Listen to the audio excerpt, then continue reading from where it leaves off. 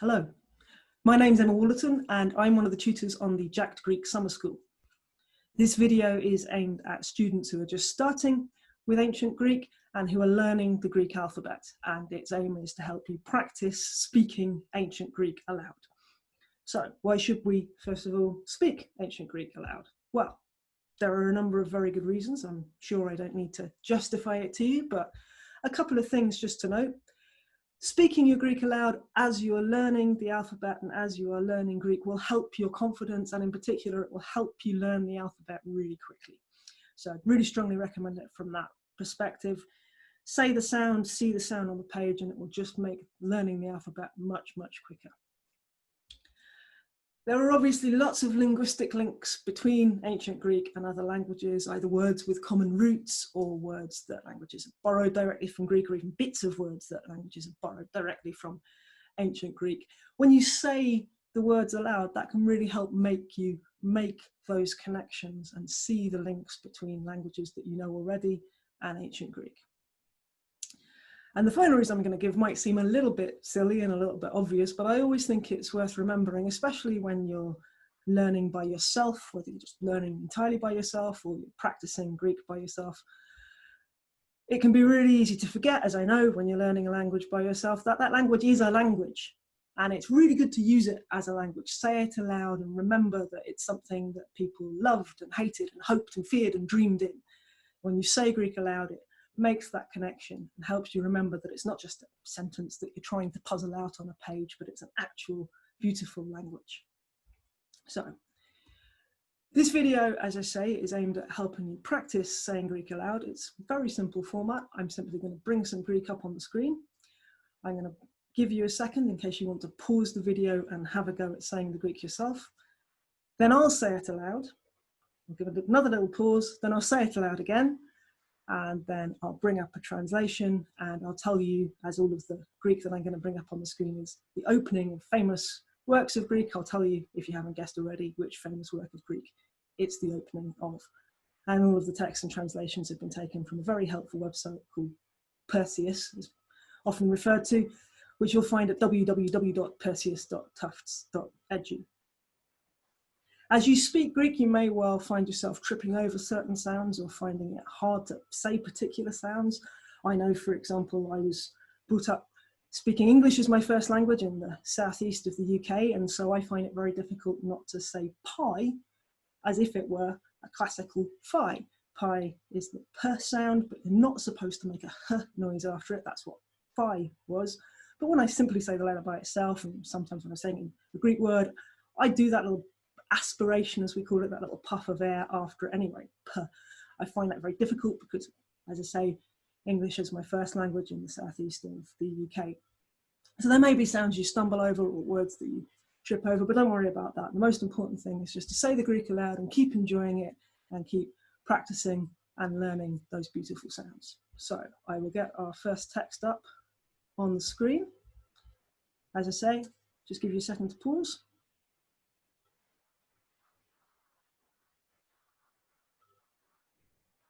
Hoti men humes o andres athenoi pepontate hupoton emon kategoron ugoida. Ego dun kai autos hupoton oligu emautu epelatomen huto pitano zelagon.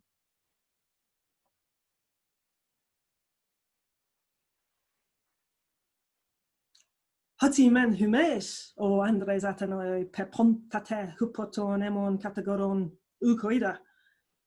Ego dun kai autos hupoton oligu emautu epelatomen huto pitano zelagon. And that means how you, men of Athens, have been affected by my accusers, I do not know. But I, for my part, almost forgot my own identity, so persuasively did they talk. And that's the translation by Fowler of the opening of Plato's Apology, his representation of Socrates' defense speech in the Athenian law court. Here's our next text. O tu strategesantos en Troiae pote Agamemnonos pai, nun necen existesoi paronti leusen, horn proximus est ae.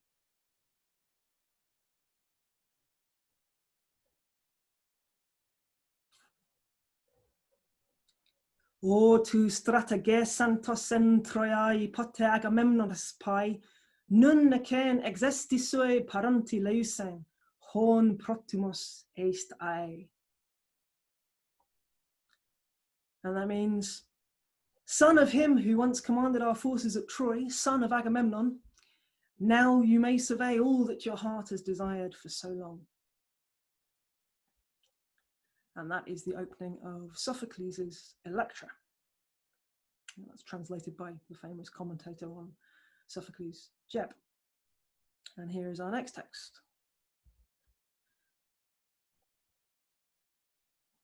Thucydides Athenaios xenegrapse ton polemon ton Peloponnesion kai Athenaion hose polemesan pros allelus. Thucydides Athenaios xenegrapse ton polemon ton Peloponnesion kai Athenaion hose polemesan pros allelus. And that means Thucydides, an Athenian, wrote the war of the Peloponnesians and the Athenians as they warred against each other. In the translation of Hobbes there, I'm sure you've worked out what this one is from, given what it says. It's from Thucydides' history of the Peloponnesian War. And finally, Andra moenapa musa polutropon, hos malapala plankte, epe troies hieron ptoliatron epersen.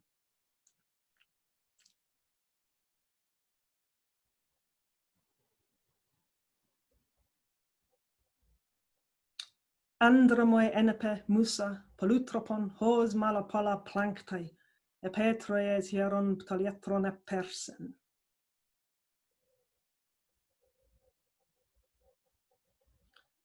And that means, tell me, O muse, of that many-sided hero who travelled far and wide after he had sacked the famous town of Troy, in the translation revised by Butler.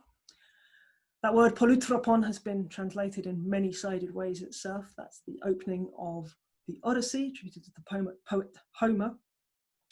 A couple of tricky sounds in that one. In the first word of the second line, plankte, we've got a gamma in front of a chi, so we have to soften that into a more of an n sound, plankte. And we've also got, as is common in Homer, pi and a to together there, a sort of pto there, ptoliatron. So, I hope you've enjoyed the opportunity to speak some Greek aloud. For more resources on ancient Greek, please visit our website, www.greeksummerschool.org.